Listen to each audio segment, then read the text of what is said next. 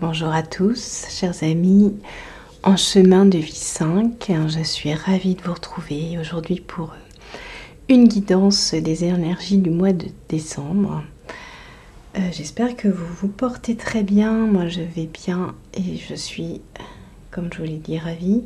Je dis toujours la même chose, mais c'est vrai. C'est vrai. Je suis vraiment contente de vous faire ces tirages. Voilà, c'est toujours un plaisir de partager. Aujourd'hui, je vais commencer par aller chercher un petit message dans ma boîte. Petite boîte à... Alors, c'est toujours un peu dur, ils sont serrés. Tac. Petit message. On vous dit, avec un joli dessin, je ne perds jamais de vue que le seul fait d'exister est un plaisir. C'est un message de Katharine Hepburn, l'actrice américaine. Je ne perds jamais de vue que le seul fait d'exister est un plaisir. Joli message pour commencer cette guidance de fin d'année, au mois de décembre. C'est beau.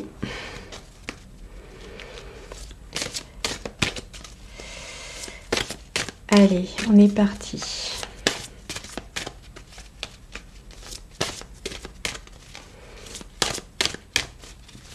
Est-ce que vous auriez oublié, chers amis, en chemin de vie 5,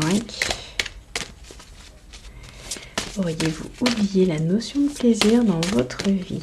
On va aller voir ça.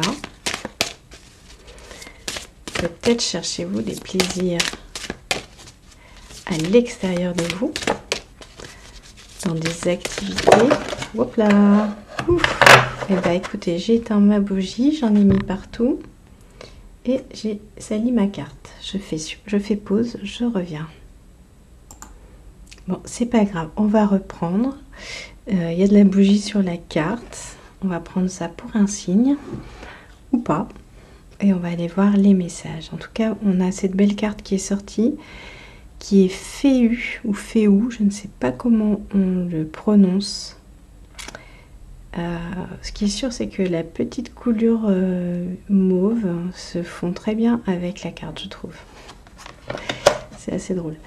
Alors, on va voir le message de cette carte. Si je retrouve le livret, où est-ce qu'il est caché?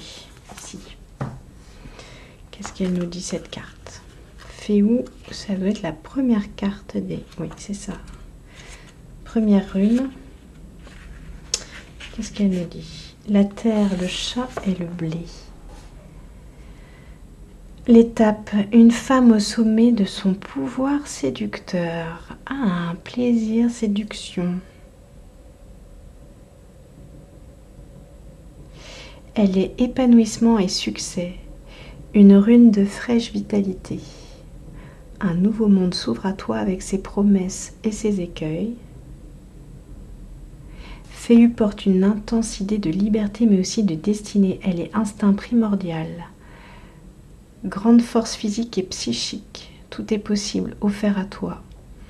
Mais il convient de canaliser ton énergie et tes désirs. La déraison ou l'absence de sens moral pourrait mettre en péril tous les dons et aides du ciel. La quête première n'est-elle pas ta propre valeur ou les fruits de la terre que tu cultives?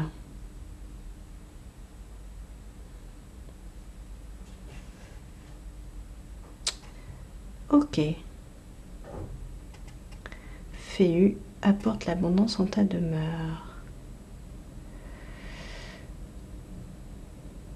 Ouais. Et quand elle est renversée, on dit qu'un danger guette dans l'opulence, se terre derrière les hauts épis de blé au fond de la forêt exubérante. Une solitude aride, un enfermement sur soi. Le non-vouloir est la liberté première. Ok. Ici, je pense qu'on vient nous parler, remettre en perspective de la première carte qui nous parlait de le seul fait d'exister est un plaisir. On vient vous rappeler que comme le disait Katharine Hepburn, le seul fait d'exister est un plaisir et que le reste peut commencer à être superflu à partir du moment où on n'est pas dans le besoin, évidemment. Là, je parle vraiment de tous les plaisirs que l'on peut chercher à s'offrir, l'opulence, les excès de plaisir.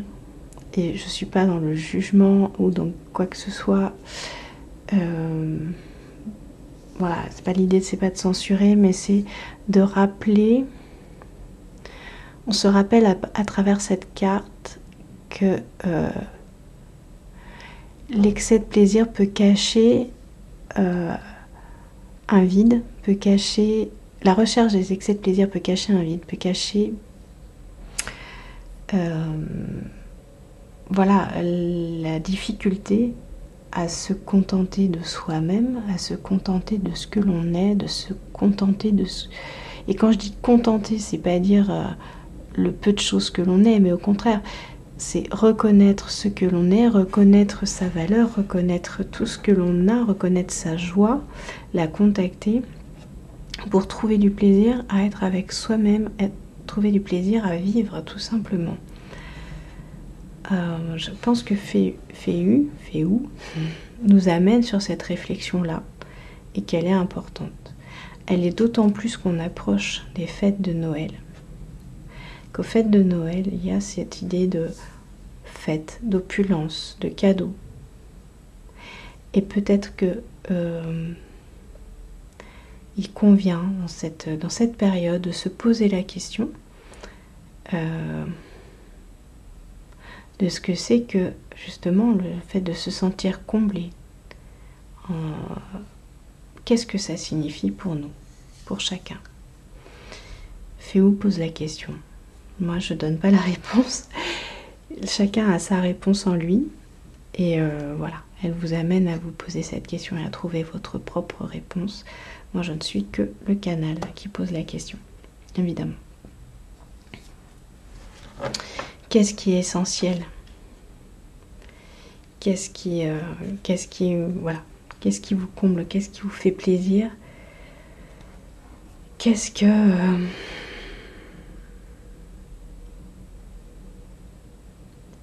que vous avez à l'intérieur de vous qui vous rend heureux? On va aller chercher une carte du tarot que je vais essayer de ne pas envoyer sur la bougie cette fois-ci.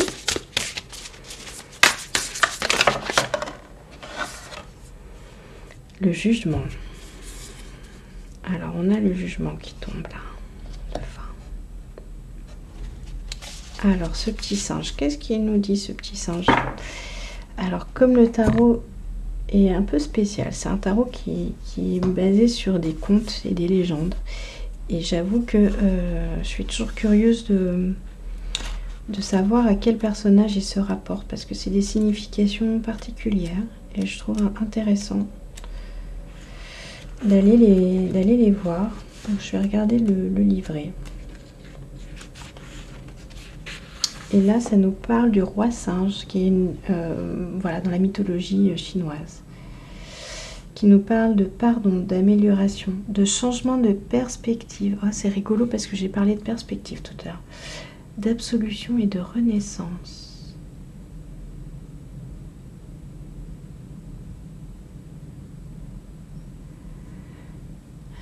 Alors évidemment, on est sur les cartes du jugement, donc on nous parle bien sûr de bilan, de dénouement, des actions, des décisions passées qui nous amènent vers des événements futurs. Comment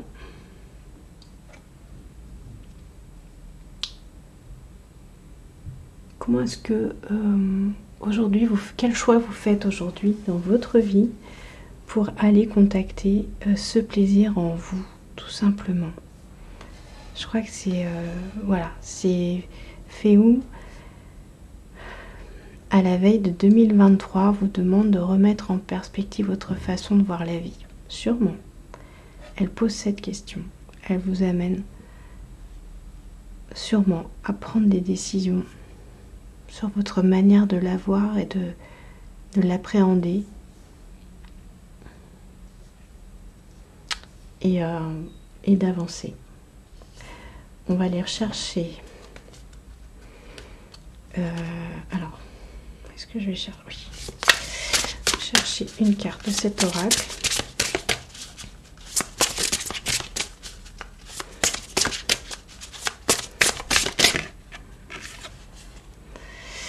Alors, il est question d'union intérieure, évidemment. Comme toujours, on nous rappelle que les réponses à nos questions, elles sont en nous. Ce que je vous disais tout à l'heure.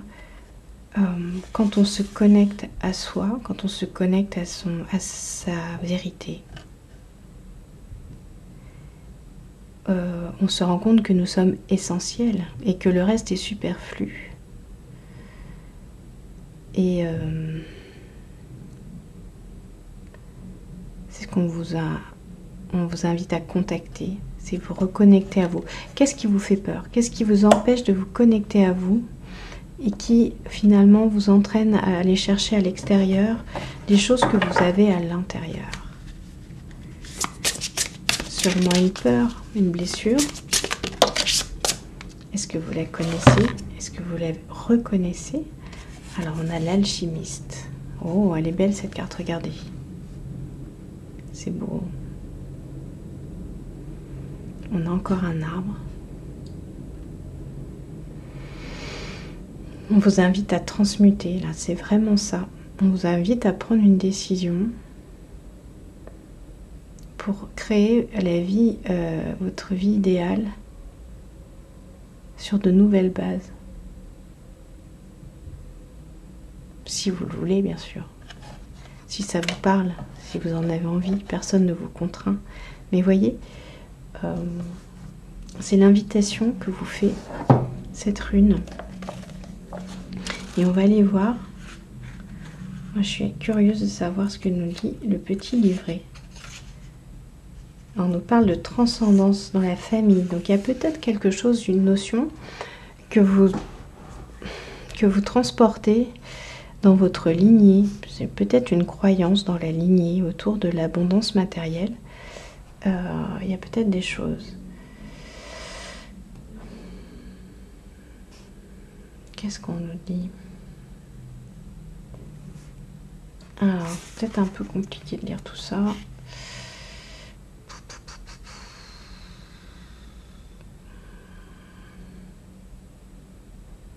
Ok, allez, je vais vous lire ça.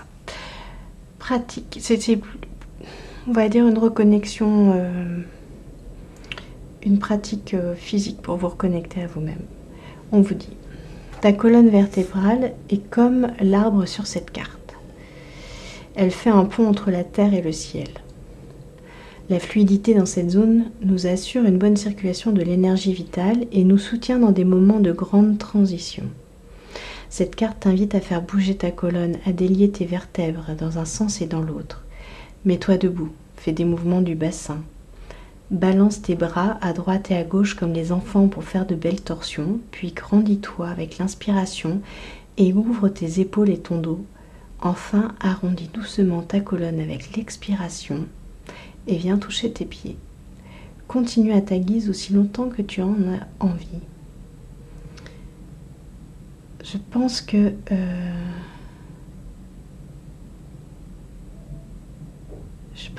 voilà, on vous demande de reprendre contact avec votre âme et je suis en train de lire qu'il y a un autre passage intéressant. Je vous le dis. Après l'œuvre au noir viendront sur ton chemin l'œuvre au blanc, puis l'œuvre au rouge. Cette carte te rappelle donc que ton chemin ne s'arrête pas. Pardon, je tourne la page. J'y arrive pas. Ne s'arrête pas là. L'œuvre a un aspect cyclique. Nous ne sommes jamais arrivés quelque part. Ne te perds pas dans l'orgueil du pan qui se pavane ou dans la multiplicité des options qui s'offrent à toi. Prends conscience de ta nature lumineuse. Toutes les couleurs sont réunies dans l'unité du seul blanc. Prends contact avec ton âme, laisse descendre l'esprit dans ton corps. La pierre philosophale est possédée par celui dont la sagesse s'incarne dans la durée. Ça y est, j'ai compris. Ouais. J'ai compris la référence à l'alchimiste en fait. J'ai compris pourquoi on avait cette carte. Tout simplement parce que vous connaissez le mythe voilà, de la pierre philosophale et des alchimistes qui cherchaient à changer le plomb en or, en fait, pour finalement, sur le plan matériel, c'était l'idée de pouvoir créer des richesses à partir de pas grand-chose, enfin pas grand-chose, à partir du plomb, en fait. Un jour, on a décrété que l'or était précieux et pas le plomb. Je ne sais pas pourquoi, mais voilà. En tout cas, il y a une notion de richesse autour de l'or. Et on vous dit qu'en fait, la richesse, c'est cette métaphore de l'alchimie. C'est-à-dire que la pierre philosophale, elle est en vous. Votre richesse, elle est en vous. Et la seule richesse que vous pourrez jamais posséder, finalement, c'est celle qui est en vous. Et ce plaisir, il est en vous, vos richesses sont en vous, et il n'y a que vous qui pouvez transmuter. Peut-être aujourd'hui votre peur en plaisir, votre peur en abondance qui est juste le fait d'aimer exister, d'aimer vivre, d'apprécier ce que vous avez, d'apprécier vivre. Voilà. Voilà le lien que je fais et qui me semble assez fort. On va terminer avec un petit... Ah non, non, pardon. On ne termine pas. Je vais prendre un message. Il est où? Il est là. Excusez-moi, je termine avec un message de la sagesse des royaumes cachés.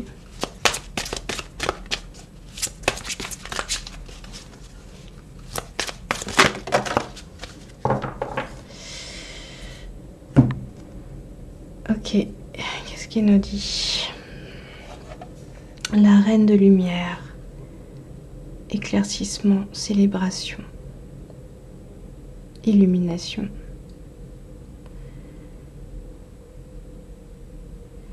Je ressens comme... voilà. Ce que je ressens, c'est que ce qu'on s'est dit là, ça va cheminer. Ça va prendre vie à l'intérieur de vous. Ça va questionner. Et c'est le début d'une belle transmutation, je pense. Voilà ce que je ressens. C'est beau. C'est une belle. Je sens qu'il y a une prise de conscience qui est en train de se faire, hein, que quelque chose est en train de descendre et voilà, qui re-questionne vos priorités dans la vie, qui re-questionne, voilà, là où vous mettez, à quel endroit vous positionnez vos priorités. Et est-ce que les positionnez à l'extérieur de vous ou à l'intérieur de vous?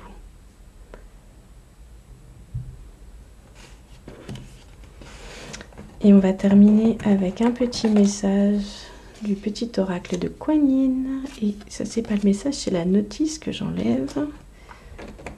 Hop. Bienfait caché. Avec le temps, tu verras les réalités de ceux qui semblent œuvrer contre toi et tu reconnaîtras mon service. Participe avec foi. Tout se déroule selon une vision plus large qui finalement sert ton âme. Je ressens très fortement ce message en lien avec la reine de lumière. Je ressens vraiment. Je ressens vraiment que voilà, vous allez être aidé dans cette démarche, dans cette introspection. Si vous choisissez d'y aller, vous allez être aidé à cheminer en plus grande conscience.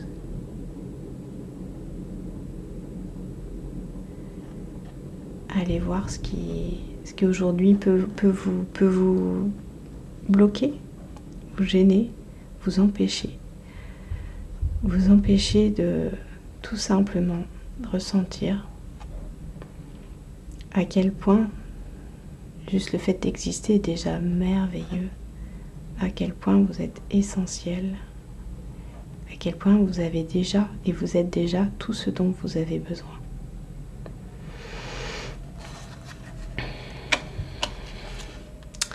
Je vous laisse avec ce doux message.